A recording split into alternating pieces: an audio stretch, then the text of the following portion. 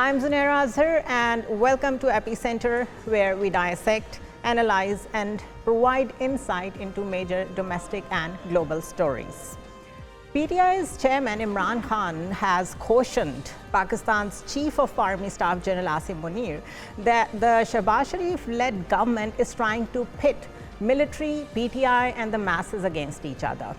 Omar Ayub and Imran Khan's sister also surprised many by opting for a very friendly tone for the same military that they have been accusing of all their recent misfortunes. What has changed just days after posting some material against the same army chief from the party's official website, not to talk of facing a consistent narrative against the same military since his ouster in April 2022? To discuss this, we have been joined by Mr. Fawad Chaudhry, a prominent, seasoned politician who has been a federal minister in the Imran Khan's previous government as well. Thank you so much, Mr. Fawad, for joining us. How do you dissect this new approach of PTI? Well, I would say it's a very positive approach. You are not supposed to, get into a verbal contest with the army. We need to create a balance in politics. It's very important that everyone should work in its own sphere. It's unfortunate that since last 2 years, I would say the situation has actually deteriorated and actually led to certain misgivings between PTI, which is certainly the Pakistan's most popular party, and especially Imran Khan, who is, in 8th February proved that he is the most, I would say, he's the tallest leader of Pakistan. And so I think it's a step in the right direction. So it has obviously its own background, that the way things turned ugly. It should never have happened. But I think now it's a time that both sides should realize the mistakes of the past. It's a time to bury the past and look at the future. When you say both sides, why don't you include the political into it? Because in order to strengthen the democracy and in order to bring some stability in the political arena, the political parties need to talk to each other as well, in addition to the establishment. But the PTI's consistent position is that they would only talk to establishment. No, I don't think so. This is the situation, if you remember, just before the interim government took over in Pakistan, we were actually talking with each other. PTI, People's Party, and PMLN were talking with each other. And unfortunately, the post scenario after the judgment of Supreme Court of holding election in Punjab and Khyber Pakhtunkhwa was not implemented, things got out of hand. And yes, there are, I would say, rough patches, and I would say there are many misgivings among the parties also. But ultimately, the only way forward is that we all get together for a grand political dialogue and try to bring Pakistan into the realm of the constitution, which practically is suspended since 2 years. Well, I'm saying this because there is a history to it, that it seems that Shehbaz Sharif is the new bogeyman for PTI. And I say this because there is so many flip-flops and so many things involved in the past that the narrative pacing that PTI founder does keeps on shifting from A to B and from C to D. For example, excuse me, his stance on various things started with a US-driven regime change that toppled his government. Then it was not US all of a sudden, it was General Bajwa who did it. And then there was this London plan involved. And even on May 9, that he has been changing his stance continuously. Why he cannot stick to a single narrative? Because that is what we expect. He has been saying that we would only talk to the powerful. He has only stuck to that. Now he is ready to talk to establishment. But given the very negative narrative pacing that he has been doing, do you think the establishment would agree to talk to him? But the establishment has to agree to that. There is no other way, because whatever you say, On 8th February, people of Pakistan have voted for Imran Khan. They have shown that there is only one leader people of Pakistan trust. So whatever you say, and you have actually mentioned many events without the context and without giving background of every event. So every event has a very long background that needs to be explained. For example, the cipher controversy has its own background. London plan has its own background. So it's it's not that the PTI has not been victim of all these atrocities that has been committed in PTI, that this is part of the history. So I think there are two ways to looking at that. Either we just stick to the past and keep on repeating our old narratives, and the second is that we should accept the verdict of people of Pakistan given on 8th February and try to move forward. And we need to bring Pakistan back as a normal country, which at the moment it is not. All the political workers, hundreds of political workers are behind the bars. There are no constitutional rights afforded to even the women prisoners.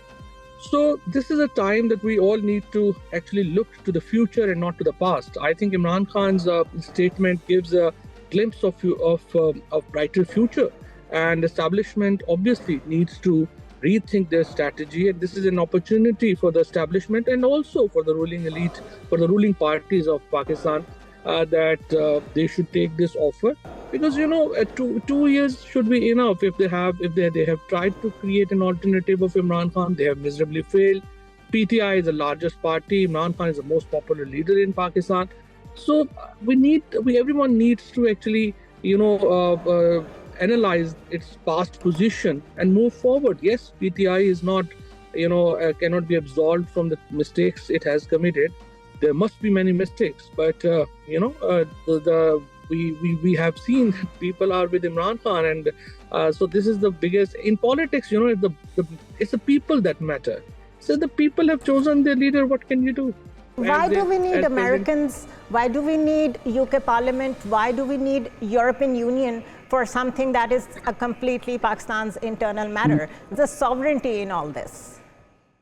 Well, no, I don't think so that human rights is any country's internal matter. It's a matter, as the President Kennedy said. Is it only human rights? Threat to freedom anywhere is threat to freedom everywhere.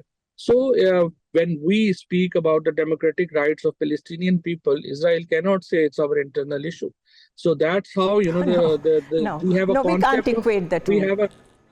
We have a concept of internationally recognized human rights. Conventions and all that. Yes, agreed. But the way they have activated the European Union, going after the white paper that they have yet not published and all that, it all seems that they are trying to build an external pressure towards the establishment of Pakistan and the other political elites of Pakistan, so that there is some relief for them. Why has it come to that? Well, this is the responsibility of every human to speak about the human rights. Once you, as yourself said, it's an international human rights. So every citizen has to speak about human rights. And, this is how the democracy can flourish in the world. And I must admire, the European Union, the UK, USA, and it's the diaspora, the Pakistani diaspora that has played its part, and they actually deserve a huge applause from us. All the kudos to the overseas Pakistanis there who stood up for the democratic rights of their, fellow citizens in Pakistan, and the way actually they changed the game. Yes, now I think it's about 7 months and not a single European Union country has called Shehbaz Sharif, not the UK Prime Minister. There is not a congratulatory message from US, America, because they know the reality of 8th February elections, and everyone know that Shehbaz Sharif is Prime Minister on 18 National Assembly seats. So nobody's legitimacy is under question, So that's why, he doesn't enjoy respect and recognition of the world. And that's how the democratic world works, Every democracy has to stand up for the democracy. Fair enough. Although the Congress and the executive branch, they do not have a binding on each other. They both have a different direction, the way they approach things. For example, the US administration has sought a budget of $101 million for Pakistan to strengthen democracy, fight terrorism, and stabilize the country's economy. And at the same time, we have CM KP, which is opposing so outlandishly that he would not let any operation to take place in KP because, of course, that is understandable. There is community involved, and there has to be one face of the civil and military leadership when it comes to operation. But why, do all that chest thumping that I will not allow any operation to happen in my province? But you must appreciate, as you yourself has use the term community. The problem is that it's not about the Chief Minister KP only. Every party of Khyber Pakhtunkhwa has opposed any military operation in the circumstances, starting from a very conservative party like JUI, ending up a very, I would say, the very party of the other side like PTM. So it seems there's either there's a communication gap and the federal government has miserably failed to actually communicate what they want. And look at their own statements. They change statement every day. One day they say it will be in operation. The other day they say, no, it's only a VN. And then they say, no, there is no operation, it's continuing. So I think the federal government itself, Fawad, let me interject here. Isn't this been a norm in Pakistan that whenever there is an operation, it comes from the military at the tactical level, and the government almost every time has agreed to it? What is different this time? Because this time the difference is that all the political parties are not convinced. The other operations before that, that after a very tragic APS school incident, all parties conference was convened and every party actually signed that announcement. This time the government and the military both have not even bothered to give any a presentation on that on the scale or on the the medium of and on their thoughts that what they really want to do. So I think there is certainly a confusion in communication. But on the other hand, I think military has its own very justified reasons, and they have to take steps because there is an international agreement on the fact that there is an increasingly growing uptick in the KP, especially when it comes to TTP and ISKP. So, not agreeing to that is another problem that is being created very recently. Let me come to your personal ordeal in the end. Just a second. Just forget about the chief minister. Pointing out one single party that has actually agreed to do the military operation. Well, that's the government's failure. That's the government's failure. Well, they should have been able to garner that support. Yeah. Okay. So what is your opinion on the current PTI's leadership? Because it is totally different from what it was before everything went the wrong way. Well, present leadership is mostly a fill in the blanks. They are not really, Imran Khan doesn't know most of them very well, and most of them are not even the politicians. For example, the 5-6 people who are leading the charge in PTI, except Omar Ayub, all of them have never been a serious politicians either. So they are just trying to fill in the gap created after, the way we were actually, mishandled, tortured, sent to jail, behind the bars. We're not allowed to contest elections. So there's a vacuum in the party as far as the leadership is concerned. And this present leadership is trying to fill that vacuum. That's it. But I hope that, with the passage of time, things will cool down, and we are hoping that Imran Khan will be out and we will have a new structure of the party. Last question. You still sound like a stalwart of PTI. When are you going to make it official? Well, I never left PTI. So that's why I was in jail for like 7 months. And, I've been through all the hardships I faced. So that's why I had never left PTI. And I think that since the people of Pakistan PTI left you? Are standing...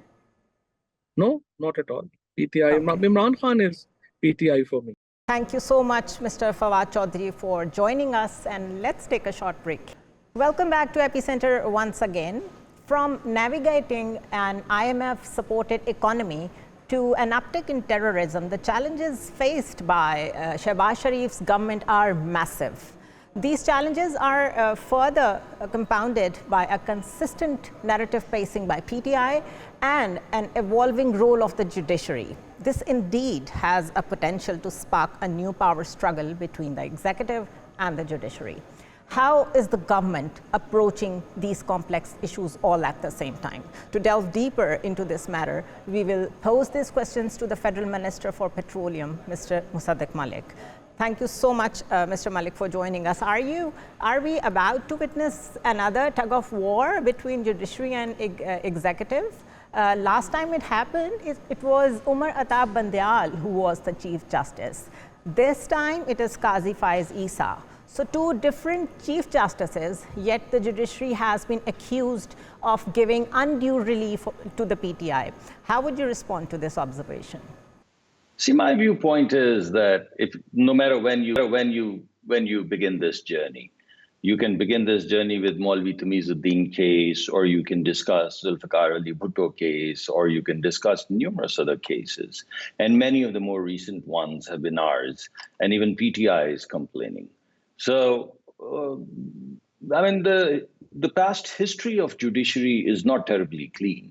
And there have been objections to the political nature of decisions that have come forth, or the dubious nature of decisions that have come forth. So once the decision is out in the public, it is in the public domain, and it's fairly okay to criticize the decision. And I think that's what's happening. There are a number of decisions that we disagree with, so we put our point of view forward. We have an obligation towards people, so we have to put forward our point of view. And given the history of decision-making in the superior courts, it's not anomalous for some of these decisions to be even considered dubious by the Supreme Court. I mean, more recently about Zulfikar Ali Bhutto case, it took them forever, but they finally came up with a decision which was completely contrary to the decision that was made at that point in time. And there have been many such decisions. Right. What is your response to PTI's sudden soft messaging towards Chief of Army Staff, and also add to it that this week we were all set that there is going to be a ban on PTI, and I'm saying this because we heard it from the horse's mouth, the information minister, and then there was you talking of having a talk with PTI. What is going on? No, I did not say we are going to have a talk with PTI, because PTI never comes. No, we said we are open to a conversation. The whole idea of politics no is matter to have, how you put it, it means the same. No, no, not at all. I just did the press conference, so I know exactly. Not an invitation of a dialogue to PTI. That's what you're saying. No. Yeah, I'm saying that PTI, we've had so many invitations to PTI, and you've seen the responses. One day a committee is formed, then you hear from jail that I'd much rather die than talk to these guys. Then we say, who are you going to talk to? And they say, we're going to talk to the establishment. True. And then we say, but didn't you just say that you're going to dig them into a grave? And they say, yeah, that's true still. So we can't figure out about PTI if these are serious people or not. Our invitation overall for dialogue is far-reaching. We are already engaged with Jamaat Islami and having a conversation, having a dialogue, trying to come up with solutions. We've always had we've had conversations with all other political parties, but this specific political party is very unique in its nature. It's impossible to know what they mean. We are open, but we are only open to a dialogue which is sincere and means conversation. So and this who would decide that? Sorry? Who would decide that? I mean, we have no idea. We are already engaged in dialogues. If we were not engaged in dialogues with every actor, you could ask us this question. This decision is solely with PTI, which behaves in a very erratic manner. If they stop behaving in an erratic manner, everyone would speak with them. But one day, if you say, I'll bury you in the grave, next day you say you are thugs, the third day you say you want an NRI, NRO or whatever, then you say, oh, you're scared of me. Then you say, oh, please have mercy on me. Then you say, oh my God, they're not calling me. I've called them 1,000 times. What do you believe? Agreed. Okay, let's move on. Why allow Jamaat Islami for sit-ins and protests and not the PTI? 9th of May, May 9th. Oh, really? That has all the answers. A political party which wants to have a political rally, which is non-violent, is most welcome. They would come, they would do their political expression and go away. But a party basically that comes with a plan to attack, you've just seen what happened in KP. It was a procession, and the procession did what to the cantonment area? You saw that. So even if they assure you that there is going to be no violence, well, you're not going to allow them. I mean, honestly, wasn't this all of these assurances forthcoming before? Weren't these assurances in place when the parliament was attacked? Weren't these assurances in place when the PTV was taken over? Weren't these assurances in place? So that's a non-starter. It simply means that things have not moved an inch. So let's flip-flop. If all of these things were happening and the military installations were being attacked and all of the things that I said today, what would you do if you were in the administration? You would allow for these things to happen? I'm only talking about moving on. That if you have to move on, maybe you have to give them one chance. I'm not saying. But there has to be some credible kind of conversation in which there's a lot of confidence that next time around, the army uniforms are not going to be put on a stick, and you're not going to attack and burn down buildings or kill people, burn them. So there has to be some mechanism. Today, that's what I said, that there has to be a mechanism of engaging. But if the political party becomes so radical, that every single time you get a space, they either attack the military or the chief or the installations or the political parties, and you use now what they have done to Azma Bukhari. You tell me. That's horrible. That's horrible. I totally condemn it.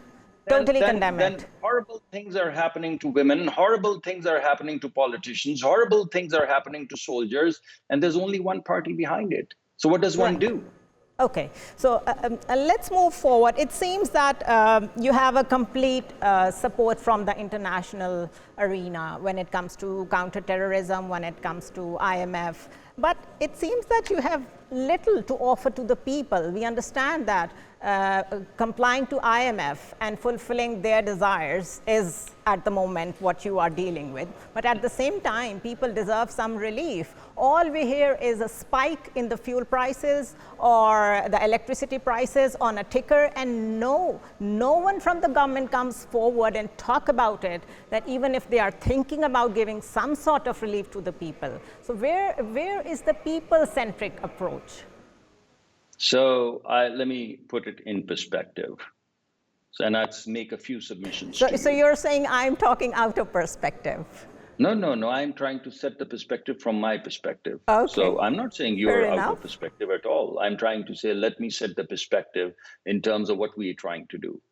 So last year, around this time, the inflation for food was 48%. This month's inflation for food was 2%.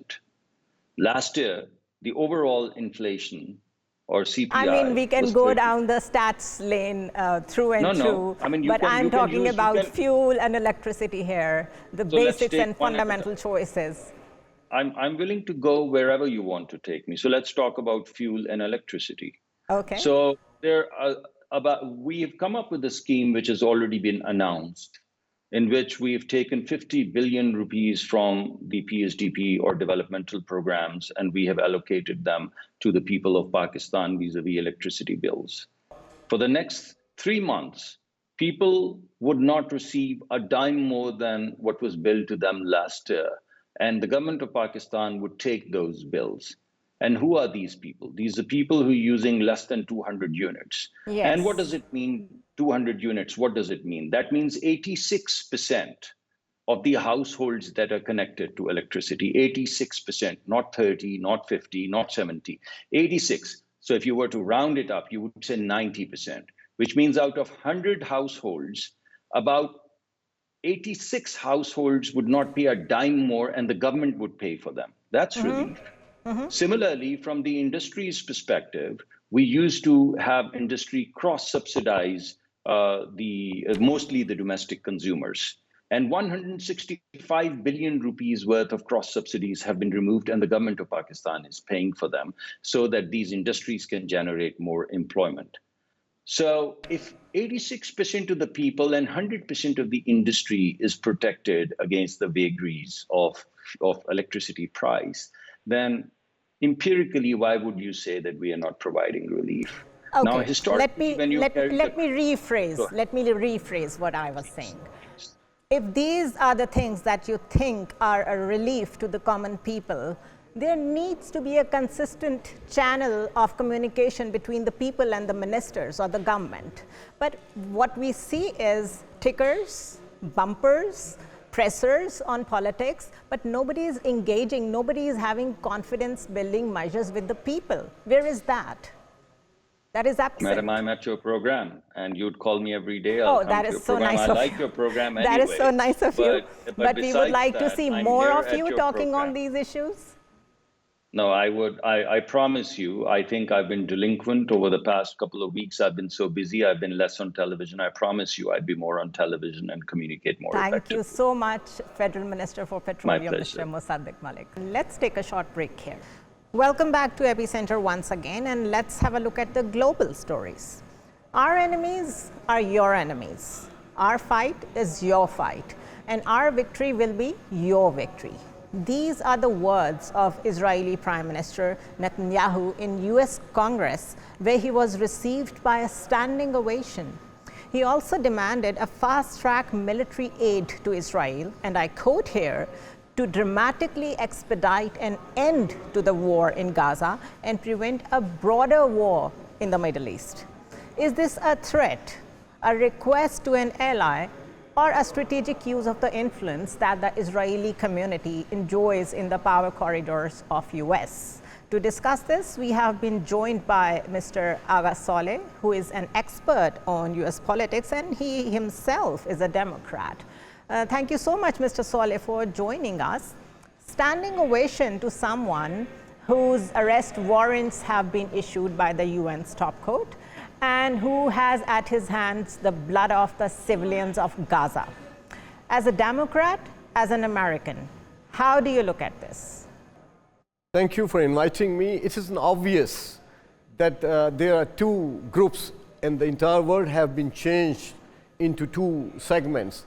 The common man is standing behind the Palestinians, and you have seen the demonstration all over the world, except in this country where I'm sitting today, where the Palestinian flag was snatched by the authorities and they were afraid of doing any demonstration here. But at the same time, I came from New York, and in New York, every single day there was demonstrations in the street and in their academic institutions.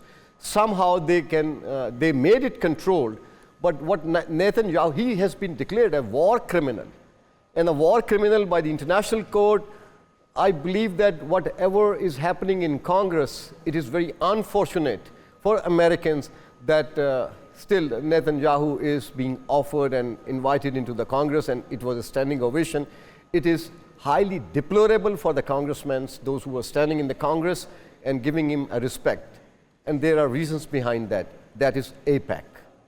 What reasons exactly? AIPAC that funds on both sides, on Democrats and Republicans. Oh, so you're talking about the influence, the economic influence. Yes, economic influence and the strategies, fundings for the election in America. And nobody wants to lose elections, yes, of course. But at the same time, there is divestment campaigns going on. Campuses are super active when it comes to Palestinian issues. If I say that the state's police is clamping down on its own citizens on the matters of human rights, it won't be wrong. Don't you think that US's democracy is on a free fall, even if it is about the fundings or whatever that they need for winning the elections? I call always the US democracy is a sugar-coated, candy wrapped in the name of democracy, and the system is authoritarian, and the system runs in such a way that they have a policy, and that is a state policy, and that comes and that implemented.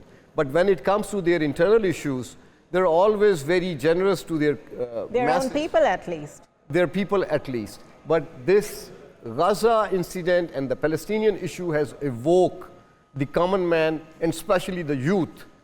And the youth in not only in the United States, in Europe, and all over the world. They are ignited. And you can see that the reflection, and they are facing a tough time.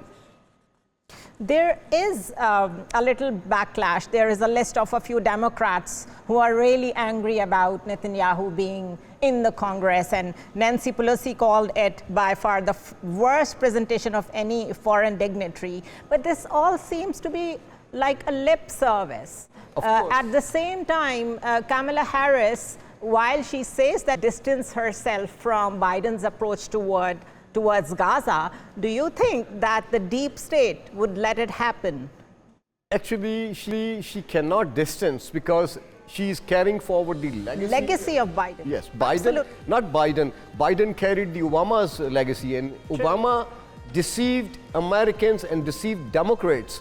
What he made promises in his two campaigns, in his first campaign, in his second campaign, he did not fulfill any of them when it comes to the foreign policy and the peace in the world. He funded wars, he funded everything, and I would say in the history of the United States, modern history, the flux of deportation of the undocumented people from United States to the all over the world, he took a lead on that. How do you look at the US's media's role in all this? And I say this because there seems to be a blanket takeover of anti-Semitism. You cannot literally talk without being, accused of that. Also, Netanyahu openly mocked Gazans by calling them Iran's useful idiots. This is the mockery of the global order. This is the mockery of the global peace. Mockery of UN and everything that comes under the umbrella of peace, sustainable peace, and the environment that the peace requires in the world. Where is this all going, and what is your opinion of the US's media on this? To be very honest, media in the entire world belongs to the Mughals. I call them Mughals media. So these Mughals, wherever they are, whether they are in Europe, whether they are in America, whether they are in South Asia, and especially when it comes to Middle East, so they control and they have the common interest. And with that common interest, the common voice is not going away to the masses, not going up to the masses. And look at the social media.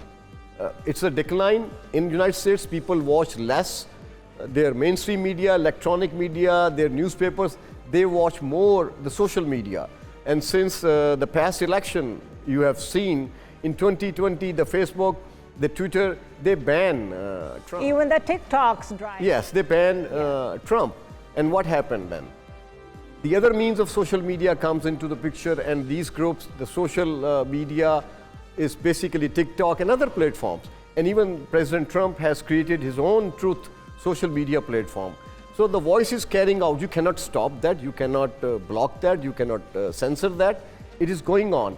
So those who are trying to control this information in today's age, they are living in fool's paradise. And I believe that an incident happening here reflects much faster than anybody else that any media is not paying attention. But the people, common man is sending you, and we have a cell phone in our hands. We have more means to do that. So if they want to control media, they have to control the cell phones. And they have been trying to control even the cell phones. Yes, like the entire down on Huawei was only about in Pakistan, that. Only in Middle East, but you cannot control in the United States. But they have been cracking down on Huawei. They have been trying to divest from the TikTok. They are trying to come up with policies that would eventually, according to them, which is possible or not is another debate, but they are trying to curb the social media as well. My next question to you is that Netanyahu openly meeting Kamala Harris, Biden, Trump, the three leaders. And of course, out of these three, two are the upcoming presidential nominees. How do you look at this? Like, they did not even for the optics oppose the idea of meeting a war criminal. The problem here is the creation of Israel is basically a creation of a state which was created in the name of religion, and this is the second state after Pakistan that this state was created in the name of Islam, and they created in the name of Jewishism.